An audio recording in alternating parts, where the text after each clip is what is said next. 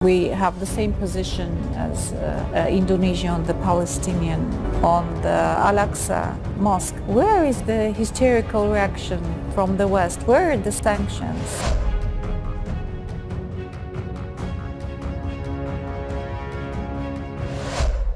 Hey, hola Indomax Indo Magazines. Nah, peperangan antara Ukraina dan Rusia kini terlihat semakin tegang, bos.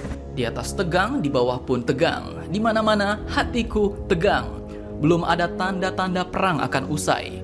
Malahan setelah kota Mariupol hancur digempur pasukan Chechnya, pihak Rusia pun kini semakin getol, ingin menguasai wilayah Ukraina Selatan. Dan terkait hal ini, Uni Eropa pun kembali mencoba minta bantuan Indonesia menggunakan pengaruhnya untuk menekan negara penikmat vodka, Raski Rusia. Nah, bagaimanakah tanggapan Indonesia terkait permintaan penekanan ini?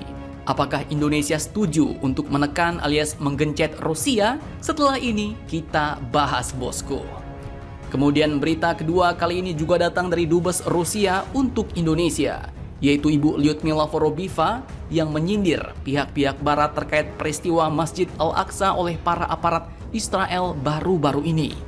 Ibarat kata, Rusia disanksi bertubi-tubi oleh negara barat, sedangkan untuk Israel, mana sanksinya?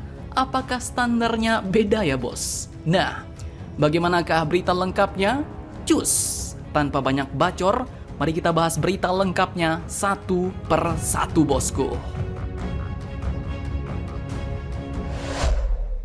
Oke, berita pertama kali ini datang dari Uni Eropa yang kembali mencoba meminta bantuan Indonesia untuk menggencet Rusia. Bukan kaleng-kaleng, bos. Permintaan pun datang dari perwakilan seluruh negara-negara Uni Eropa. Dikutip dari banyak sumber berita berikut, Duta Besar Uni Eropa yaitu Mr. Vincent Piquet baru-baru ini telah meminta Indonesia untuk menekan Rusia agar menghentikan perangnya dengan Ukraina. Hal itu pun disampaikan beliau saat bertemu dengan Kepala Kantor Staf Presiden atau KSP, yaitu Bapak Muldoko di Minagraha, Jakarta, Jumat 22 April 2022 kemarin, bos. Tak main-main, dilansir dari siaran pers KSP, Uni Eropa pun meminta agar Indonesia menggunakan pengaruhnya sebagai presidensi G20 untuk memberikan tekanan alias gencetan kepada Rusia agar menghentikan perang di Ukraina. Karena sanksi merupakan salah satu kunci yang dapat mempengaruhi eskalasi perang Rusia-Ukraina. Sanksi pun dikatakan dapat membuka peluang terjadinya negosiasi, ujar Dubes Uni Eropa ini kepada Indonesia.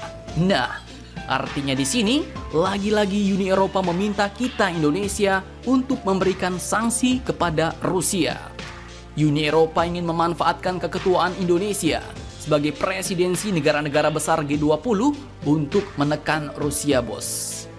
Kepada Indonesia, Dubes Uni Eropa ini pun juga mengungkapkan kekhawatiran dari negara-negara Eropa terhadap ketidakpastian global di sektor ekonomi dan keamanan yang diakibatkan oleh perang Rusia-Ukraina.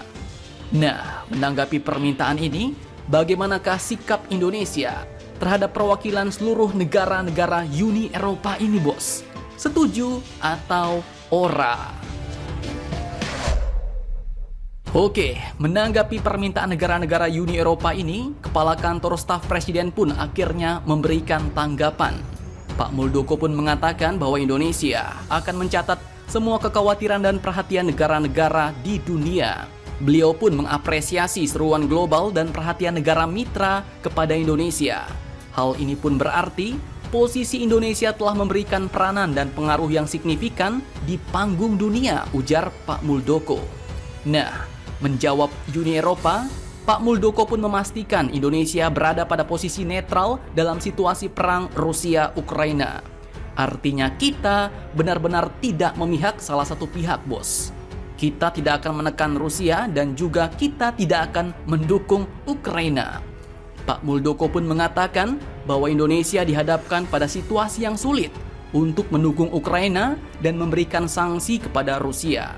Karena sebagai presidensi G20, Indonesia pun harus merangkul semua negara anggota secara adil.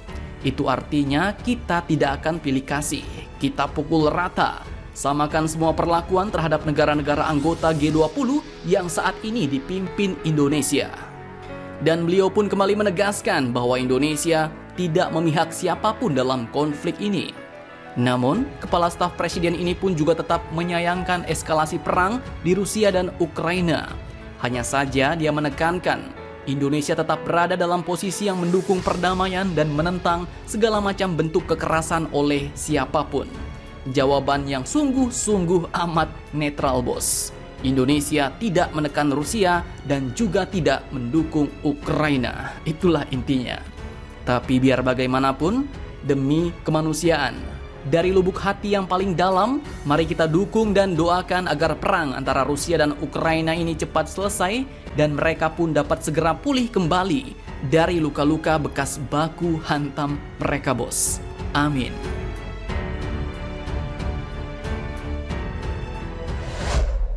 Oke, lanjut berita kedua kali ini datang dari Dubes Rusia untuk Indonesia, yaitu Ibu Lyudmila Vorobiva.